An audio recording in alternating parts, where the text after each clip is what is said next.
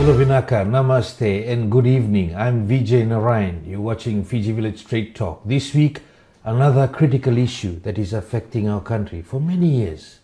And maybe something that has been hidden. It has been called a taboo subject. A lot of people don't talk about it. They say it's not really happening in Fiji. And last week, we were blessed to be at the first ever theatrical musical production. What a journey it was to be at Suva Civic Centre, and I'm talking about the Butakodi theatrical musical production. And the lead of that and prominent singer Talei Draunibaka is in studio with us. Thank you, Talei, for joining us.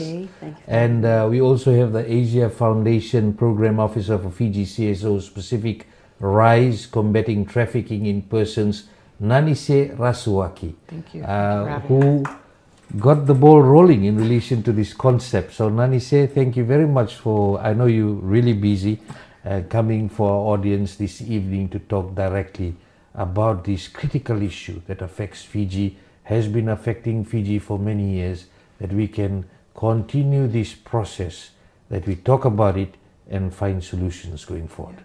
Yes. Now, Nanise, let's start with you. Please talk about the concept of Butakodi. Sure thing. Thank you, Vijay. Thank you for having us tonight. From Butakodi, the concept actually came to me in 2013.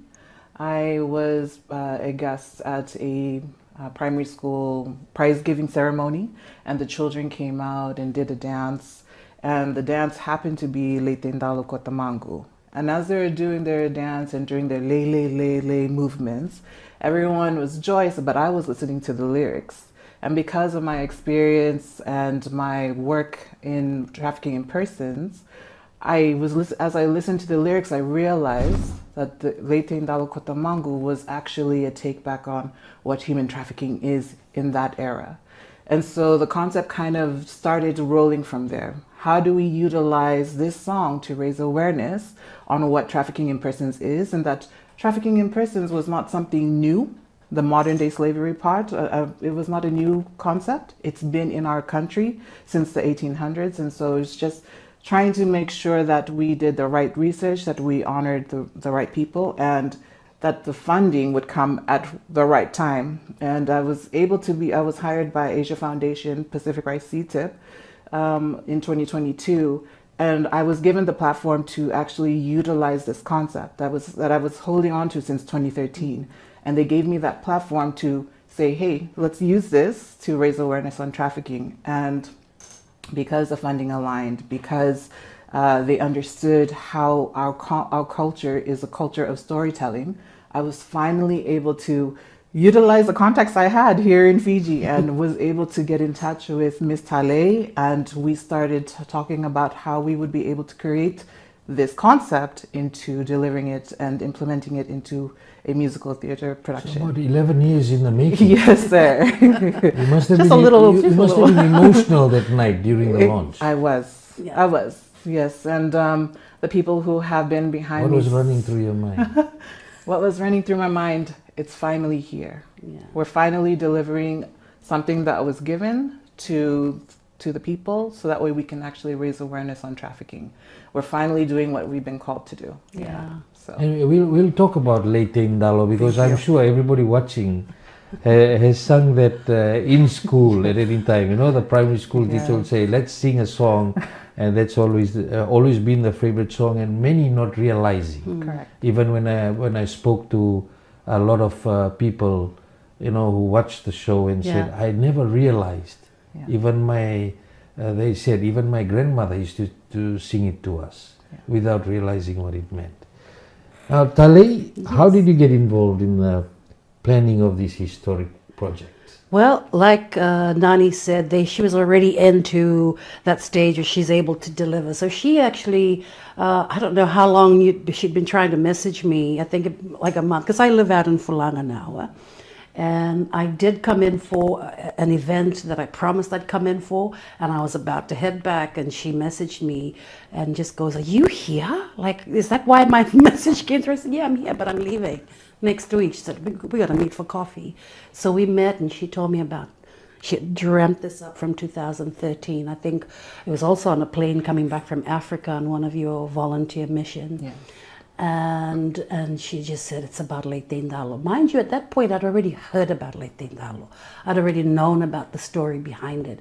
And for me as an artist, you know, that's why we did tribute to the classics, is because I love finding out stories. I love stories. And so when she said it's Late Tindalo, it's human trafficking, it's a theatrical play, I just went, where do I sign up? Because, you know, she spoke about it with so much passion, and it was something that I saw, okay, because I'm out in Fulanga and I'm trying to do, however, my art, you know, I've been writing a lot on the island because I wanted to ask you about that, because you've been a performer. You know, we know Talei is the performer. Yeah. And all of a sudden you're in Laos. Yeah. It's also part of the journey. I love doing cultural traditional research and knowledge and just sitting.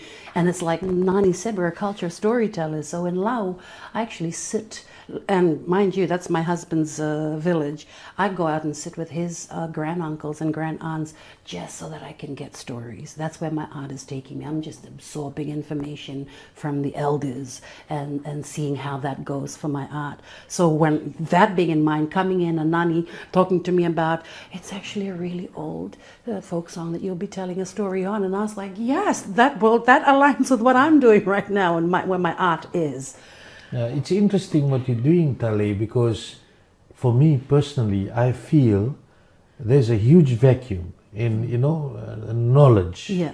And there's a certain age group that knows quite a lot. Yeah. And then you have the younger generation. There's a huge knowledge gap in terms of why we do the things that we do. Yes. In terms of our culture and tradition. Yes. And are you noticing that? Yes. Did that make you go in this direction? I started off, eventually, yes. I started off because I was quite obsessed, for lack of a better word, with traditional chants. When I was finding out stories from all our classics, I started going deep and going, yeah, but we had music pre-colonialism as well. What can I find out on that from? And we didn't have a lot of information here. So for me, being out in the village, there were people with the knowledge still and even the right bloodline to talk to, right? So that's where my obsession sort of took me in and became this passion. And then I noticed that it was something, like you said, it was a void. We didn't really talk about it a lot because to a certain point it was also taboo to talk about anything traditional. Nanise, what is the Pacific Rise combating trafficking in persons? For Fijians watching out there, they would be interested in that. Thank you. Well, Pacific Rise CTIP program is a USAID funded program. We are working in 5 different countries right now in combating trafficking in persons. We are working in Papua New Guinea, Tonga, the Republic of Marshall Islands, Palau, and also in Fiji. And so what it is that we're doing, we want to support the government initiatives in implementing activities that combat trafficking in persons in the 4 Ps, which is protection, prosecution, prevention, and partnership. Yeah. So I'll ask you about, and you both have been involved in this because, as has been stated, it's 11 years in the making for this Butukodi production that happened last week. You're starting on the project, the thought process rolling from 2013. What type of research had to be done? I was lucky enough to be working with an NGO who is very strong in combating trafficking in persons here in Fiji. They are a residential care home as well for victims of trafficking in persons, and through my presence in that organization, I was able to learn a lot. And during that time, I actually, as Talei had mentioned, was given the opportunity to be the African liaisons to Malawi, where I worked with another NGO there, and I learned how the founder of that organization is a chief, a prominent chief of that area, and she utilized her culture to raise awareness on HIV, on things that the social issues. And as I was coming back on the plane, that idea, the concept of Leitindalo and how I would be able to utilize that was one of the ways that I actually was able to come to align to this delivering the Butakoli production. It was quite difficult gathering the facts and figures because Fiji at the time did not have the data to back it up, did not have the legislations. They were just starting. Even now, we're still trying to understand what is a term and the understanding of the definition of trafficking in persons. Our legislations are trying to be aligned to the global legislation, and it's been difficult, that's to say the least. And with Girmiti's era, the indentured labor era, I understood that it wasn't just blackbirding. It was another people, a culture of people who were exploited for their being to be utilized for Fiji. And that's where it struck me that I needed to take ownership and responsibility of this knowledge and just hone it and find the right people and see who was going to be the right team to carry this vision out. I actually worked, Tali didn't mention this, but I was the admin officer, helped out with the tribute to the classics. And as I saw her do her research, I saw her understand the importance of delivering a message of why this song was created, why we're singing it the way we're singing it, why is it touching hearts the way it is. I understood that she had this talent, and so it was just the matter of time, the right season, and getting USAID to fund us to be able to deliver this message. Yeah. And we were so lucky that they did. Yeah. I'm interested in, you said you did some work with this local NGO who had a lot of knowledge, and that it connects to, at that time, while you were getting the information, and people would be interested in what did you find locally. And at the same time, that the government was not quick enough in making sure things are done at that time. Did it really concern you that this is what's happening on the ground, but the country is not acting based on what's happening? It was actually an interesting point of time because 2013, I heard about the idea of, I heard the song. And then 2014 was when the government actually moved forward on a successful prosecution for trafficking in persons. So although for me, when the concept of the idea of trafficking in persons and seeing the cases that we had, it wasn't until 2014 that I saw that the government was actually moving towards successful prosecution. And I just didn't see it because I was outside of the scope of what the government was doing. But it was very interesting for me to see how it all aligned, understanding that from the NGO, even while we're doing the work. What did you find out from the NGOs? There's so many cases. People don't understand what trafficking is. People don't understand that when a person is being exploited and is being sold, or there's a transaction where it's in kind, or that someone is paying for another human being, that is considered to be trafficking in persons. And you're saying, based on evidence on the ground, that has been happening. I have had cases where I sat down with girls who had told me stories, and it's unfortunate that usually it's not considered. They don't understand it because they don't even understand that it's a crime. So how old were these girls? I guess what I can say, the youngest case I had was a 15-year-old. Yes. And when you mean sold, in what way? For cash? Yes. So the cases that come to the NGO are usually sexual exploitation. That's where a girl or a human being is used to be exploited. Their body is used for sexual purposes. And usually it's through force, coercion, manipulation. And when the girl is exploited, there's usually a transaction that's done. And so that's that exploitation bit. When we talk about human trafficking, we see that there is an act, the means, and the purpose. Those are the three elements. And the act is usually through harboring, through receiving a person, or even transferring movement of a person. And then the means is through coercion, manipulation, and then the purpose is to exploit that human being. And so what I saw was sexual exploitation during my time at the NGO. Yes. You're watching Fiji Village Straight Talk. We'll be back after this break. Oh my gosh! Oh, what's in the box? You're probably wondering, what's in the box? Well, if you must know, it's actually me. Before you call the police, I'm actually an app. The all-new Fiji Village app. Here's an update. See what I did there? I gave you an update. What's new? Well, for starters, I look different.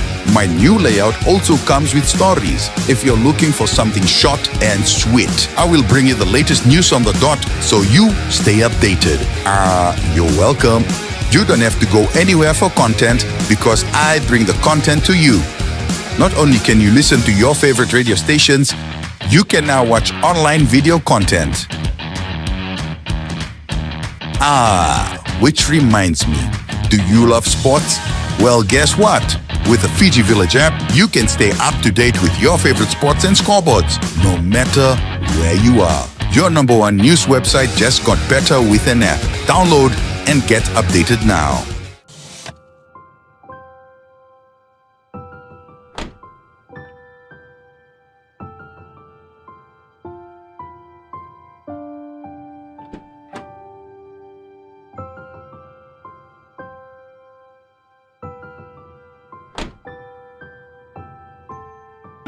Breakfast with Budana Penny and Tifa. Good yanders. It's 7:21 and it's Turned Up Tuesday. Turn Woo, up. woo. Good youngers, let's go. Hey! Hi! We just wanted to take this moment to say a big binakabakalibu. For making us the number one radio station in Fiji. Your sport means the world to us. Thank you for listening in day after day. I like listening to Breakfast on FM 96. I love all the songs that they play, and FM 96 is one. We love FM 96. FM 96. Our number one. One thing that draws me to FM 96 is that the content is relatable. They do play all the music that I love. Part of FM 96 is listening to Penny the Pensaris. And they make fun about my forehead because it sings better than they can tell. And you have made us a part of your daily routine. And we couldn't be more grateful. Because you make what we do worth it. Thank you for making us number one in Fiji!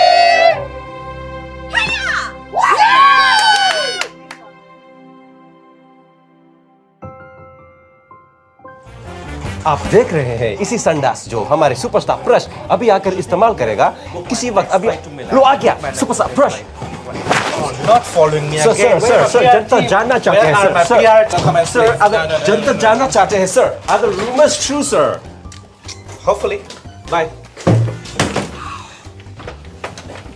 Sir अब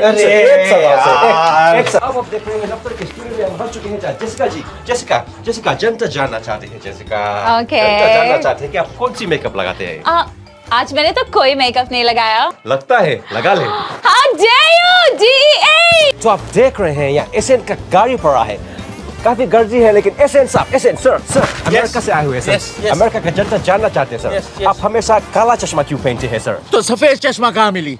सफेद चश्मा देखा कहीं तुम? तुकता काय को है?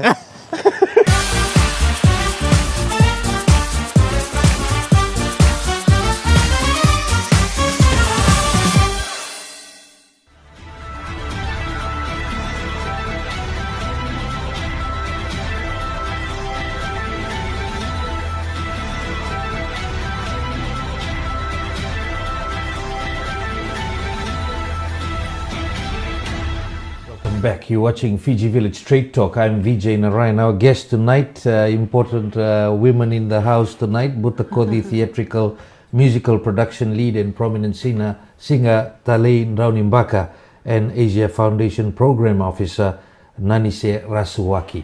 Now, Tali, you did a lot of work on your research, and as Nanise has spoken about that as she went and found out what was happening through the local NGO and what was happening on the ground. When you went into your research, what did you discover? Where do I start? First of all, if I could just thank a few key people. For my Blackbirding research, one of my main interviewees was the Member of Parliament from the opposition side, which is Ali Kimbia. And he was one of my contacts because Nani had showed me his maiden speech that he did in Parliament. So when we met, we sat down for hours. And even till today, the Descendants still find difficulty, with the situation that they've sort of been thrown into over the last couple of decades. For example, part of their fight is we were taken. They were one of the cases where most of them were taken by force or deceived to go onto the boat and onto the ship just to show them, and then they were forced down into this place where they were kept until they got to Fiji. But it's also today they're still facing difficulty because they don't belong anywhere. They've been given settlements to settle in, but it's the constant, one of the key points that he sort of drove in is we've done our bit for Fiji without any choice of our own, but we still have not been recognized for what we've contributed to the country. And that's blackbirding. When you talk about girmitias, which is one of the reasons I've actually focused on the women, because yes, everyone that came through in the girmitias era, they all went through really atrocious and just, it's unthinkable when you think about it today, what they went through. It wasn't just by coercion, it was also their food ration. I mean, some of them died of starvation because of the food ration that they were given. And even in their food, their lodging, their food ration, this was all taken from whatever meager earnings that they had, right? But the focus on the women was constantly trying to protect themselves, but not having the freedom or the ability to, from when they were taken to when they're working at night to even when they're trying to rest. That still doesn't come for them. If you notice on Butakode, we focus specifically on women, not to sort of say that the other gender didn't go through those, but the women went through so much, especially if they were single women. So these were information that the more I learned about it, and this information was with Kirti Sharma. She does a 16-episode journey of Fiji Girmitia from the place they were taken all the way to where they reside today. And Kirti, I will always be thankful to Ali Kimbe and Kirti for helping me get this information to try and create the stories. It was Kirti that told me the information about how men were sold for 45 rupees and women were sold for 55 rupees. So you can imagine that a lot of recruiters were going for women because they were getting paid more. And then today's modern day trafficking in person, the few that have allowed me to speak to them about it, some of them didn't, they were just relaying how they were taken by force, not really recognizing that that was trafficking in person. But one thing that really stood out for me for modern day trafficking is the fact that a few of them said the same thing. Even when we try and go back into society, it's the closest people around us that shun us and push us away. So, Vijay, it's sort of like you can't help but feel compelled to do something. It's sad, actually. Yeah. If you are talking about there is a victim, and if you're saying there's many victims in Fiji through not their own doings, and if others are trying or they are trying to do something right eventually, that they are then ostracized. Yes. And that is the reality in Fiji. Reality. That's what you show. Yeah. And does that concern you? Oh my gosh. We are supposed to be the friendliest people on earth. Yeah. And it's again the lack of information that we as a society, we don't have that kind of information. The only thing we see is this particular individual is participating in this act. We don't want to be associated with him or her. So it's just without finding out what's happening, without understanding what's happening, it's so easy for us to push them aside. But also, the way that, yes, society shuns some of them, some members of society, but society also has the power to change it just by creating that dialogue. It starts with the family, as you said, those closest, most closest first. We'll talk about that in a bit. Now, Nanise, there's different terms, of course, and you're an expert, you've done a lot of research. Do you believe human trafficking, sex trafficking, child trafficking are all seen as a taboo subject in Fiji? And why do you think that is the case? I think I do believe, from my personal opinion, that it is a taboo subject. One thing that I wanted to raise, we had a discussion at a workshop, and one of the NGOs that we were with actually stated it's not necessary, yes, it's the culture of silence, but it's the culture of not reporting cases, not reporting that something seems wrong. I just don't know what to say about it, so I won't report it. It's that concern of, if I do report it, there will be more responsibility on me, there'll be a responsibility on myself, my family, my community. And so that culture of silence continues to stand in our communities, stand in our households, because of the responsibility that it weighs on that individual and that family. And so when we talk about human trafficking, we're just now, I believe it was Fiji Women's Crisis Center who just started raising awareness on rape. Now we have people that are able to discuss what rape is, define what it is. Human trafficking, still a bit distant. People have yet to understand it wholly, specifically. And so I think there's so much work that we have to do. And in order for us to do that, it's to create awareness that it is here in Fiji. My concern is, and as we go along, for years, the full information did not come out in relation to the prevalence of hard drugs in Fiji and how deeply rooted it was in communities and affecting even, people first thought, most of the population cannot afford it. But it's clear, it's everywhere. Like the arrests are being made everywhere. Now with drugs, other crimes flourish. And human trafficking is one of them. Tali? Yep. What do you think of that? And based on this beautiful country that we live in, we already have a major drug crisis. Yeah. And what you've picked up on human trafficking, do you think this will get worse? Because the trafficking case, the domestic trafficking case, where the father and stepmother were convicted, according to the court records, the young girl was being drugged with hard drugs and then used for sexual services by people. Do you think this is now thriving?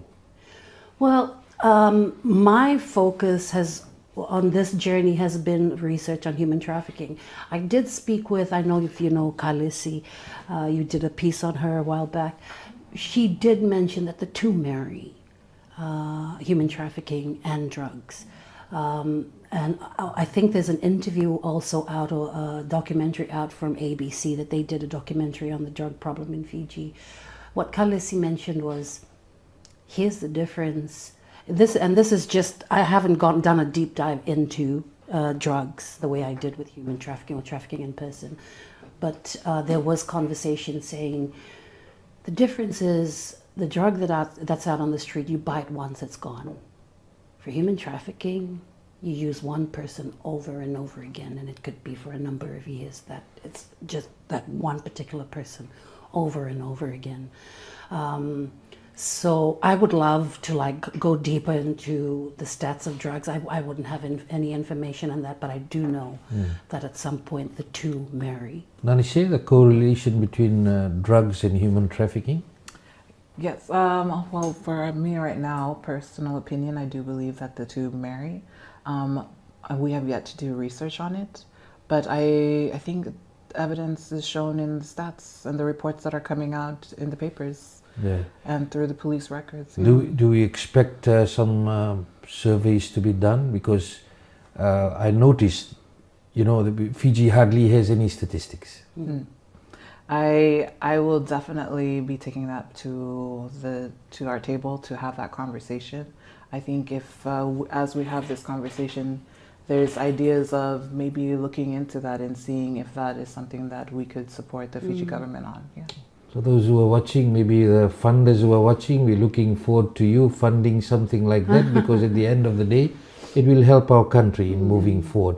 Why do we need to talk about human trafficking, sex trafficking and child trafficking more now? Yeah, thank you for that question. I mean, one thing that we need to see is, one, when we talk about children, that's our next generation. That's our leaders of tomorrow. And if they've already been affected sexually, if they've been affected because they were disrespected, their body was disrespected and they were exploited, how will our future for Fiji look like?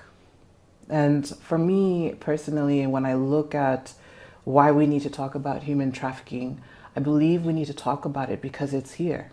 We want to protect ourselves now. We want to protect our children for the next generation. And then we want to break that cycle. So that way, when we create safety nets in the community, when we create safety nets in the nation, when people want to come in with their ideas of trying to exploit our nationals here in Fiji or bring other people to be exploited, we have a safety net that's strong enough to prevent it from happening. And I think that as we start the dialogue, as we start the conversation, we start building up advocates. We start building up people who are asking questions. Why is this happening in my community? Why is this person here for such a long time with the young girls? You know, bringing up that and really making people courageous enough to ask these questions. So if there's someone watching this out there tonight, and they know some information on trafficking in persons happening near their home, who do they contact? For any cases in regards to children, we have the 1325 child helpline, and that helpline focuses on anything in regards to abuse of a child, and that also means for for any exploitation of a child, whether it's child labor, whether it's sexual exploitation of a child. You can reach 1325 for that. And for any adult or person involved in trafficking persons, you can go to the local police post and have that conversation. There is a human trafficking unit with the Fiji police, and they are definitely there to assist and provide support if any cases do come up. Tali, why do we need to talk about it from your perspective? Well, definitely what Nani just said. I'm going to come from the angle where I actually live out in the village on one of the Maritime Islands, and every year I see the number of children that they put on the boat, most of them without their parents, because they can't afford. It's about minimum 140 one way, right? So because I see that it's not a conversation we have out in the village, right? So all they're saying is, make sure when you get to Suva, you go and you make us proud, make this village proud, make our Matangali proud. So that child that's just starting to navigate his or her youth is coming with all that weight of expectation, getting on a boat. The first thing that they're happy about is, I'm going to the big city, I'm going to be living there. There is, at one point or another, when I'm sitting there with their parents, do I hear anything in reference to, but be careful. Because all they know is, that's my relative that they're going to be okay. Not really realizing that even their relative here is probably struggling to put food on the table. So automatically that child comes into a vulnerable situation here in the city. That child in the Maritime Island has been used to, I'm hungry, go out and fish, go out and climb a coconut, and you're always like, their needs are met. They're protected. They're protected there. They come here without the protection of their parents and the community that they grew up with. Even though they're related, they're not really familiar with the person that they're raised. But that weight of the community and their family's expectation. So that child is stuck in the middle. This is what we're putting our youth. Just going into like Form 3. I mean, grade 9, that's 13, 14-year-olds, right? You can imagine what's happening in their mind. They're so far away from their parents, but they're not really accepted with their family because they haven't connected yet. But also finding their way through the system that we have here in the city. So basically, even just from maritime data alone, can you imagine how many children we're sending in to vulnerable situations? And so it must be a thing. It must be, because we see it every year. We have to take action and protect our children. Like Nani says, this is our future generation. But they're thrown into this situation every year. And it's been happening for decades. We'll go to Leyte Indalo now. Of course, that's linked to the Solomon Islanders, Melanesians, forcefully brought to work here, as Tali alluded to, and based on the facts that we know. And my question is, do you believe more needs to be done to heal the wounds, as the descendants still feel neglected? Do I believe? I believe that we should ask the descendants that, and if that's what their case is, I believe that we should act upon it. For me personally, I think as an Idoke, it's my responsibility to ask that question, to make sure that we've given them a platform to speak their voice, and if that is a concern of theirs, let's talk about it and see how we'd be able to come to a solution about it. Tali, you have done a lot of research. Do you believe that, I think you said that they still feel neglected? Oh, absolutely. Before you answer that, if I can just put that Leyte Indalo, because that piece that you did, if you can just break it down in English for the people, the Leyte Indalo and what it actually means, because some may be thinking, it's just Leyte Indalo. Yeah. If you can explain the verses that create that impact. Leyte Indalo, the reason why a lot of people don't realize about the second and the third verse is because in school, that's all that they were taught. I'm assuming that the reason why it was given to children is during the colonial ruling, it was whatever they could do to pass on the information without it being sanctioned, without being put a stop to, so they taught it to children. That's why I personally believe they gave it. I confirmed with Ali Kimbia that the song actually belongs to the Melanesians brought by force into Fiji. But the verses that we hardly sang, but I remember singing the verse in school. The second and the third verse is Tauriau na kaiwalangi, Tauriau na kaiwalangi, au me beso e nandali sambina nongutangi. And literally translated as, the white man took me, he tied me up, I am crying, uncontrollably crying. The second verse being, au mai tawa e na tanga, au mai tawa e na tanga, au sa kaun din nga ki viti, saya vangun din nga ko Billy, which means I've been put in a sack, I'm really going to Fiji, my name really must be Billy.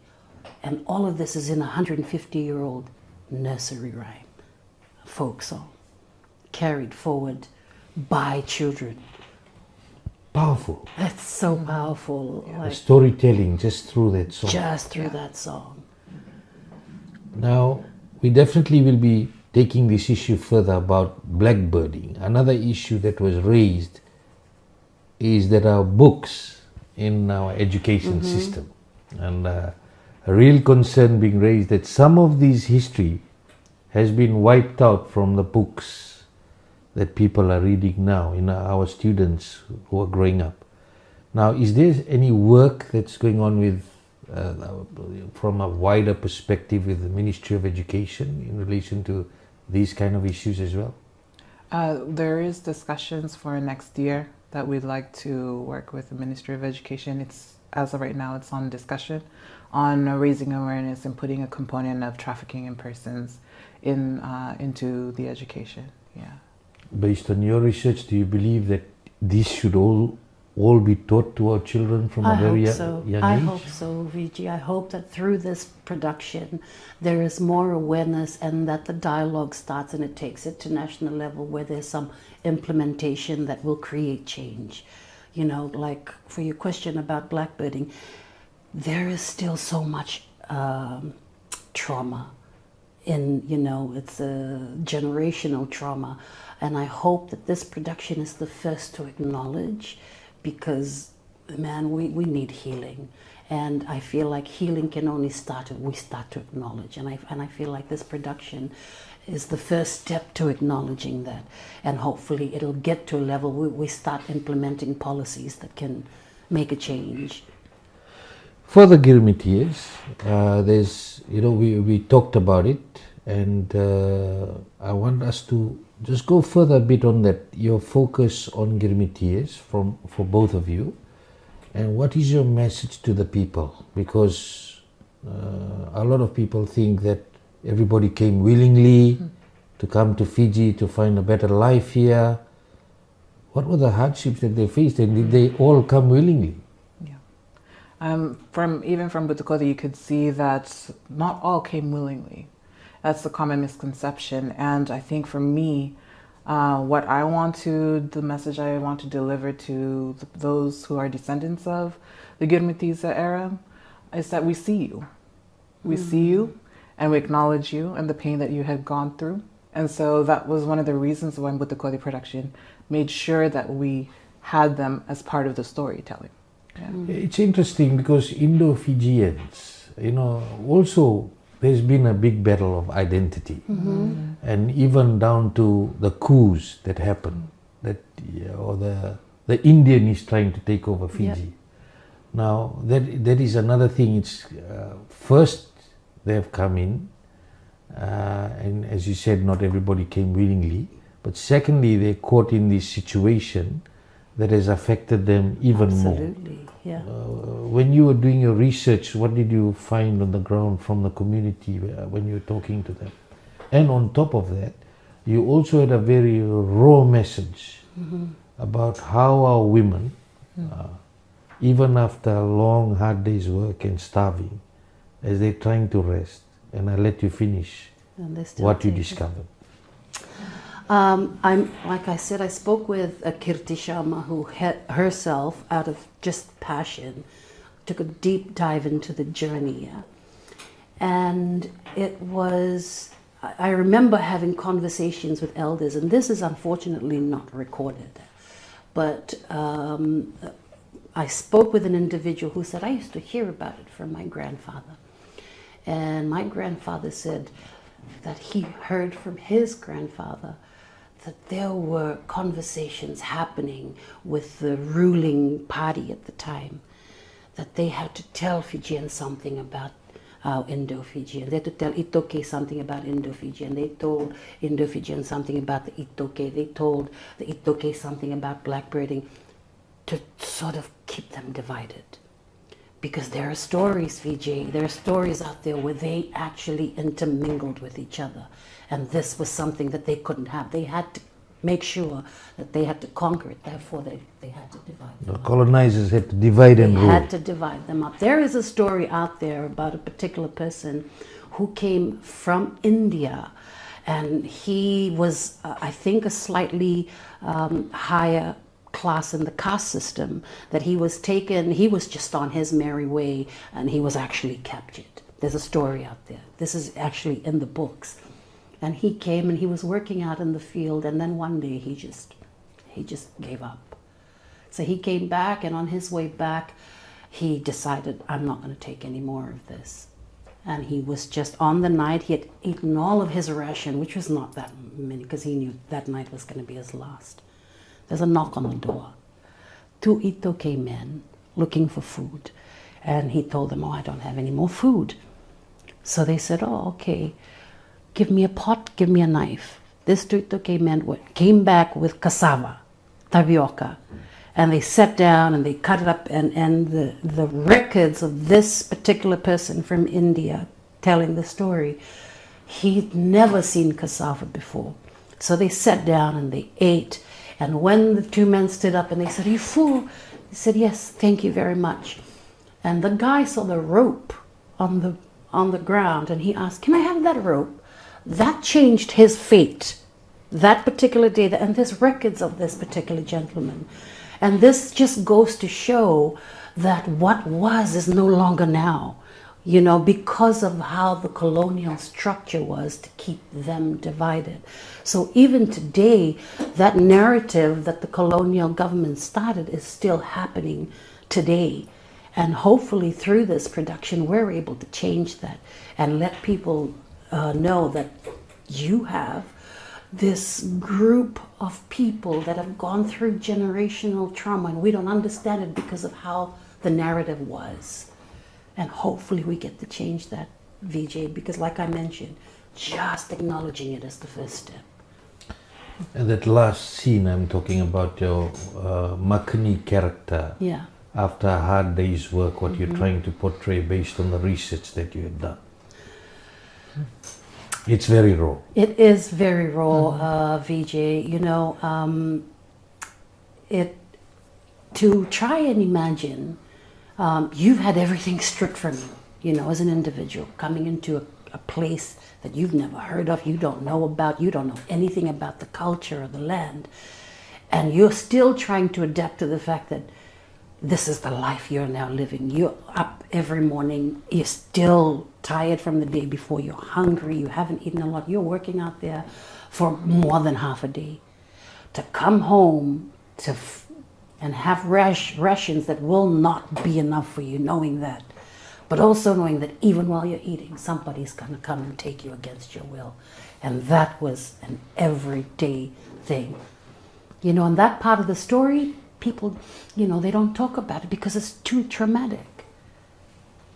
And there's a lot of gender-based violence involved. There is. There is. You're watching Fiji Village Straight Talk. I'm Vijay Narayan. We'll be back after this break.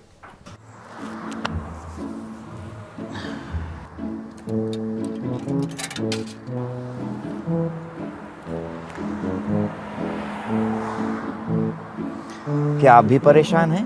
अच्छी करता है यार, तुम लोग कुछ समझ में नहीं आए। अंधार में रहेगा, कट जिया जगह कौन जाएगा भरी? जाएगा भरो। क्या आपकी भी लाइफ में ऐसी ही टेंशन है? आपकी परेशानी को कम करने के लिए आ रहा हूं मैं बहुत ही जल्द आपको हंसाने के लिए। रेडियो सरगम और रेडियो सरगम फेसबुक पेज पर बहुत ही जल्द वहीं पर मिलेंगे। हेलो, अरे यार,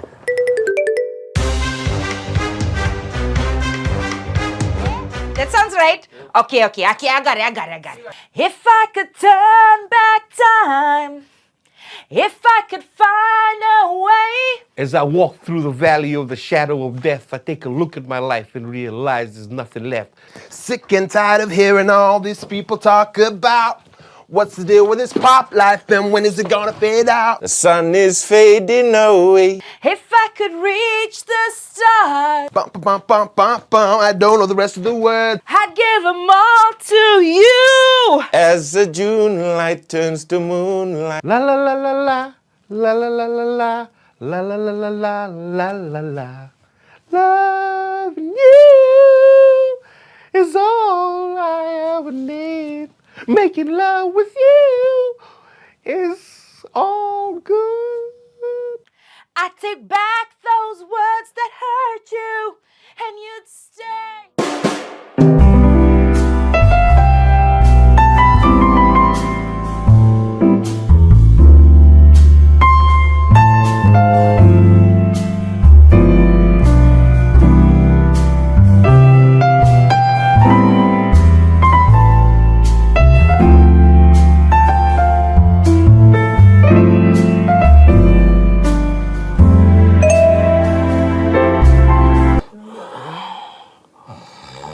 Demis,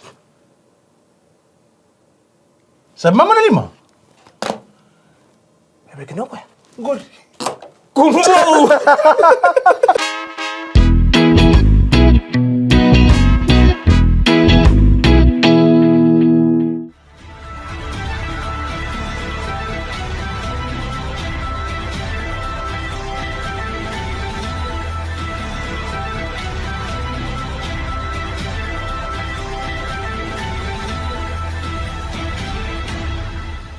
Welcome back. You're watching Fiji Village Straight Talk. I'm Vijay Narayan. Guest tonight, Butakodi Theatrical Musical Production Lead and Prominent Singer Talei Draunibaka and Asia Foundation Program Officer Nanise Rasuaki. Now, the question in relation to modern day trafficking.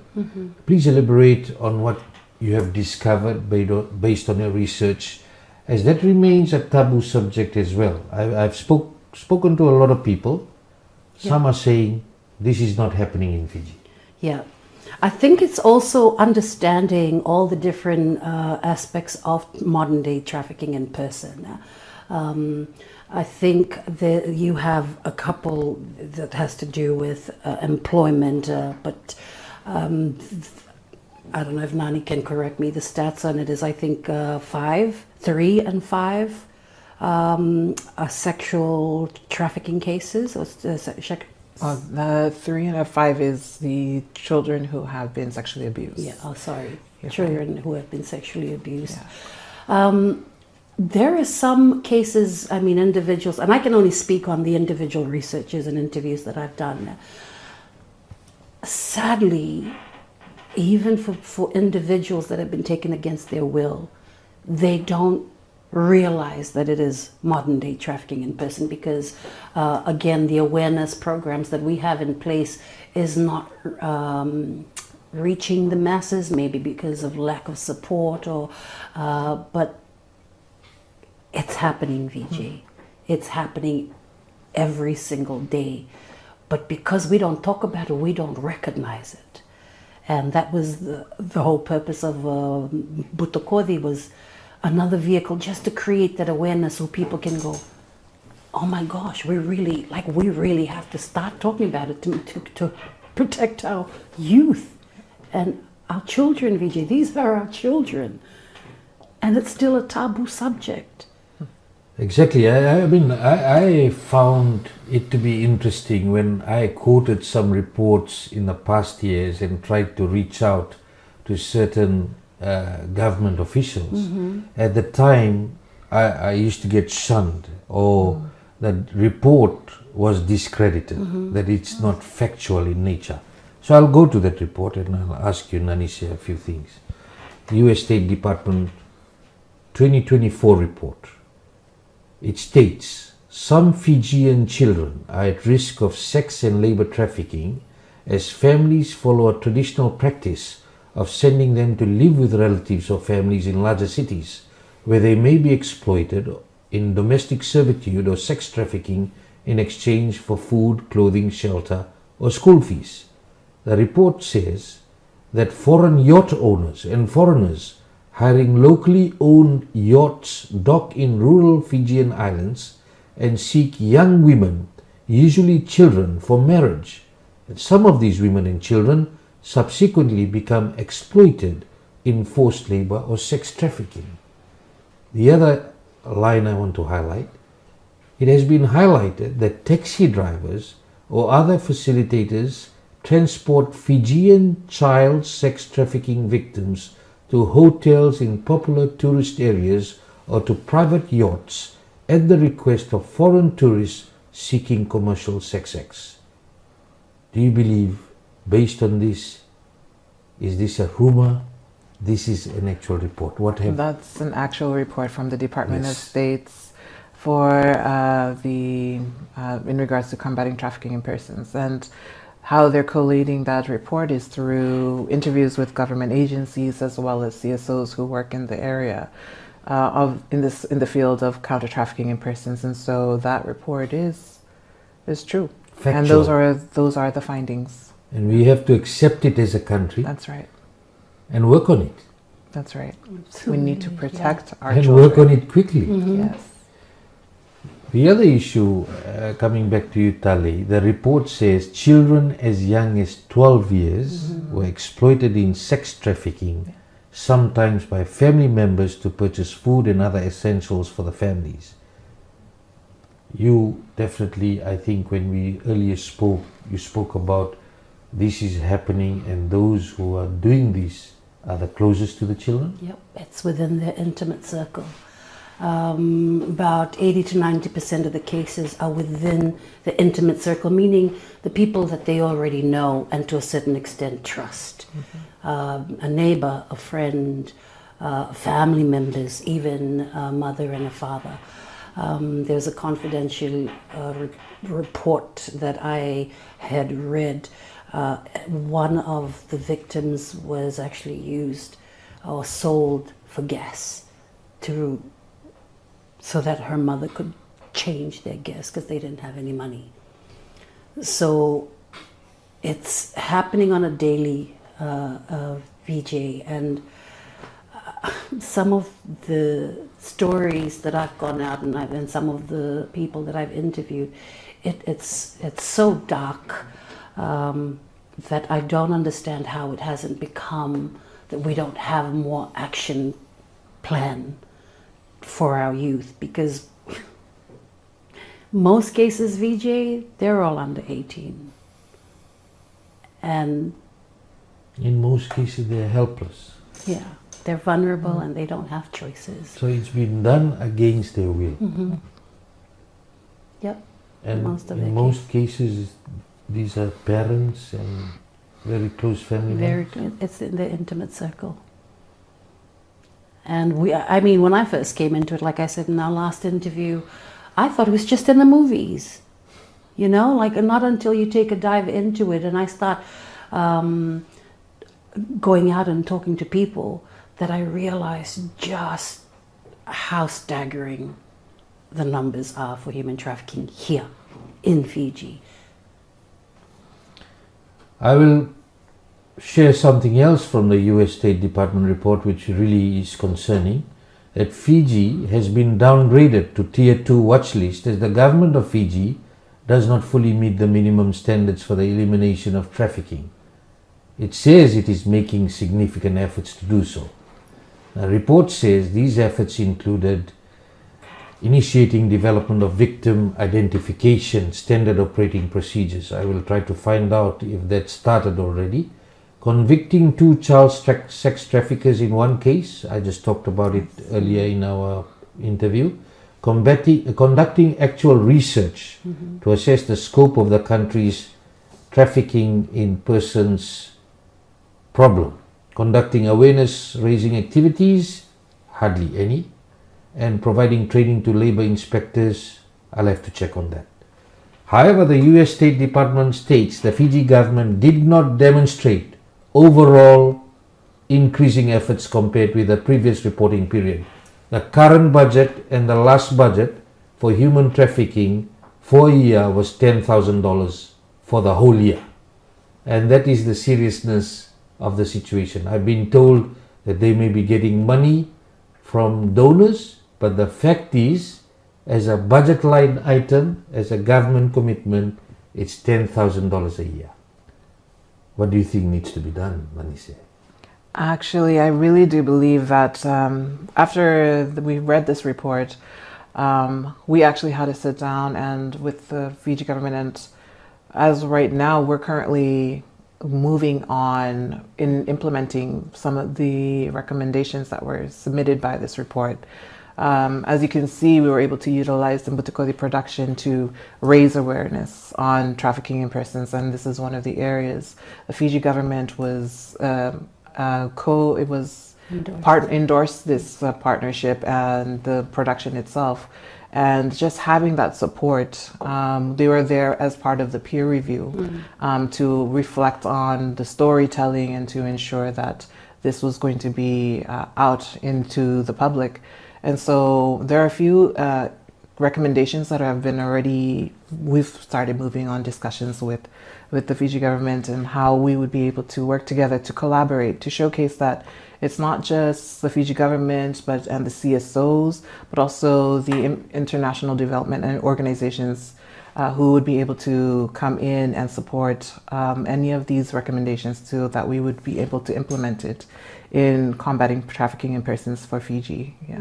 Yeah, exactly. As I said, I highlighted the budget line item, but as I was told that there's donor countries who are expected to assist. So I'm interested in what type of boost will Fiji get, knowing that we have a huge debt that we have to pay and we have other issues at play, the drugs crisis and other things that need to be done. We just don't want this critical issue lost in the wash. Now, Talei, are we doing enough to tackle human trafficking in Fiji based on you seeing what's happening on the ground? I personally believe that there can be more done, Vijay, but also, coming into this project, there's a lot of stakeholders out there that are that are trying to help combat the issue, which is why I think it was such a brilliant move by Asia Foundation to go out and think outside the box and think of another vehicle to create awareness. And I hope this show, the production, does not get lost, like you say, and it actually starts the conversation. Like, when media partners like CFL coming onto the show, it's helping us create the awareness and have the conversation that can reach the masses, which otherwise was not in place before. And so there is work out there being done by stakeholders, or the NGOs and CSOs and the government. I also think that we as a community need to speak up more about it. And in that aspect, I thank you, Vijay, for reaching out and inviting us to come and talk about it and create more awareness than what's currently in place. So definitely just more action on it, more conversation on it. That's what this show is about. Yeah. We bring guests here to talk directly to the people, unedited, raw. Yeah. People get the actual information, understand what is actually happening in the country, and take a stand from it. And hopefully those who are decision makers and stakeholders also act quickly on it. It's not just a rant, it is actual things that are happening on the ground. Nanise, what more needs to be done, and what type of support is needed by our country to tackle this? I think that's the support that Talei talks about, and it's having that conversation. During the Butukodi production show last week, I was reading some posts and actually I had some people message me privately, and they were talking about how attending the production, they were able to have dialogue with their children because they brought their teenagers to come and watch it with them, and it created that conversation and that awareness. And so if there's anything to be done, it's having that safe space, creating a safe space in your home to have these sort of conversations, to talk about things that we don't usually talk about. And I think that when we continue to have this dialogue, it will then allow us to raise awareness, to ask the questions that we need to ask in the communities when things don't look right. And so, especially when it comes to trafficking in persons, then we will actually build up those advocates, those people, those game changers who are going to be so convicted of the cause that they will start asking questions, and that they'll start speaking their mind in regards to things that are not right. Yeah. A final question. This is a very deep and raw topic. You dived into it. You said, "I'll do it," and you've come out with a historic production, no doubt. Thank you. And more people are asking if you'll do more of this, and others out there who you may collaborate with to do more of this. But how has this affected you personally? Do you believe that you even may need some counseling? Absolutely. I've been in it for a little over a year, so I'm hats off to stakeholders, CSOs and NGOs and government departments that deal with this on a daily. For me as an artist, I'm one that wears my heart on my sleeve, right? So everything that I go out and I listen, I absorb it, but I'm absorbing it with all the emotion. Now this particular production, all the interviews that I've done, all the readings and the script writing and songwriting, and when I say script writing and songwriting, I can't just sit at a desk and start writing, right? I have to wear the embodied character. I have to think from what I assume is the mind space of a victim, even the mind space of a perpetrator. Creatively, that is such a dark place to get to and stay there for months, to continue writing and rewriting, editing. Just recording the songs is quite emotional, but writing the song, I haven't been able to take that hat off, because it's sad when you think that a 12-year-old to a 17-year-old, this is the mind space they're continually in. When you think about our youth, you think about our children. And that mind space, understanding that this is probably what children out there are thinking, because even those and not many have given me permission to interview them. But those that I have interviewed, it even goes to a point where what they're saying, you can hear what they're not saying, which is why in one of the songs that I wrote with the help of my core team from Butakodi, it's called My Story Untold, because I wanted to come from the headspace of a victim, but say what they are not able to articulate, because you can hear it, you can hear what's happening, or what they're not saying. I think maybe because I've been in that headspace for so long and not being able to take it off. But again, in answer to your question, Vijay, it's dark and it's hard to come out of. So definitely I'm going to need some counseling for this. Yeah. Okay, Tali. Sorry, I might get emotional on the show. Keep up the good fight, Thank Tali. you. We are all together. You know, this is an important one that we can't give up on. Thank you so much. Nanise, Yeah. you've 11 years in the making, and I know definitely you've been dealing with it. It's a dark subject. You're a young woman. You've taken it upon yourself to make sure you make a difference. How are you coping with this? I have beautiful family and friends who come in and show the support that I need. And also, I understand that this is bigger than me. And I want to make sure that we are that voice to those who cannot speak. And then we give them a safe space to be able to speak. And so that's what I hold on to. Yeah. Thank you, Nanise and Naka. Talei, and that's our show for tonight. Definitely not the last one to talk about human trafficking. We'll have more on this. We have stakeholders lining up and talking to them to come and sit in studio for us to talk about it, or we'll go out of studio in relation to what is happening on the ground. You have heard what's happening on the ground. There's children being sold, young women being sold, being trafficked. It's not just trafficking when children are taken offshore. There's a lot of domestic trafficking going undetected in Fiji. Nothing much done about it.